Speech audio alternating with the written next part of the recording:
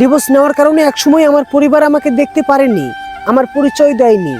এখন আমি তাদের মুখে অন্ন যোগান দিই, এখন আমি তাদের সংসারটা চালাই। শুনে যান, ভালোবাসার টানে পরিবারের অমতে ঘর ছেড়েছিলাম, ভেবেছিলাম ভালোবাসাই হয়তো সব ভরিয়ে দিবে, কিন্তু সেই ঘরে যে আজকে জলজান্ত কবর হবে তা দুঃস্বপ্নেও ভাবিনি। বিয়ের প্রথম মাস থেকেই আমার উপরে যৌতুকের জন্য অমানবিক অত্যাচার করতে থাকে। যখন মায়ের চোটে জ্ঞান হারিয়ে ফেলতাম, স্বামী কুৎসিত ভাবে তখন বলতো, মরে যেতে পারিস না তুই? 7 মাসের অন্তঃসত্ত্বা থাকার পরেও সামান্য স্পর্শ লাগার কারণে সে লাথি মেরে আমাকে খাট থেকে ফেলে দিয়েছিল। সেই যন্ত্রণায় তখন ছটফট করেছিলাম, তখন তার মন একটুও গলেনি। সিজারের আগে মাত্র 50 টাকা দামের একটা ফর্মে সই করতে গিয়ে তারা প্রার্থনা করেছিল আমি যেন ওটি থেকে আর ঘরে না ফিরি। একদিন ফ্যানের সঙ্গে দড়ি ঝুলিয়ে বলেছিল, ইচ্ছে হলে আজকেই ঝুলে পড়।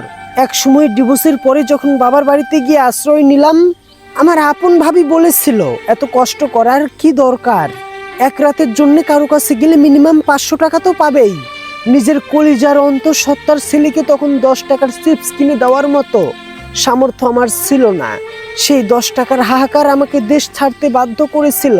চোখের জল মুছে আমি লড়াই শুরু করলাম। আজ আমি দুবাই এয়ারলাইন্সের টিম লিডার। ভাগ্যের কি নির্মম পরিহাস! একসময় যেই পরিবার আমার মৃত্যু চেয়েছিল, আজ আমার পাঠানো টাকায় তাদের সংসার চলে। এটা আমি অহংকার করে বলছি না, গর্ব করে বলছি। আল্লাহ তাআলার কাছে হাজার হাজার শুকরিয়া।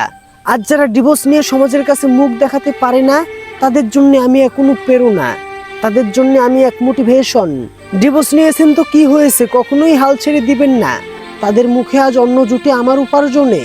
সবাই বলে সময়ের সঙ্গে ক্ষত শুকিয়ে যায়, কিন্তু আপন মানুষের দেওয়া সেই বিষাক্ত কথাগুলো আজও মাঝরাতে আমার কলিজার রক্তক্ষরণ ঘটায়। তবুও আমি জিতে গেছি, আমার নিজের জন্য, আমার নিজের সন্তানের জন্য। ডিভোর্সি বোনদের জন্য একটাই অনুরোধ, আবেগে পড়ে জীবন নষ্ট করবেন না, আগে নিজে স্বাবলম্বী হন। মনে রাখবেন, নিজের ছায়া ছাড়া এই পৃথিবীতে আর কেউ আপন না, কেউ না। এটাই বাস্তবতা, এটাই আমাদের সমাজ, এটাই আমাদের সমাজের মানুষদের চরিত্র।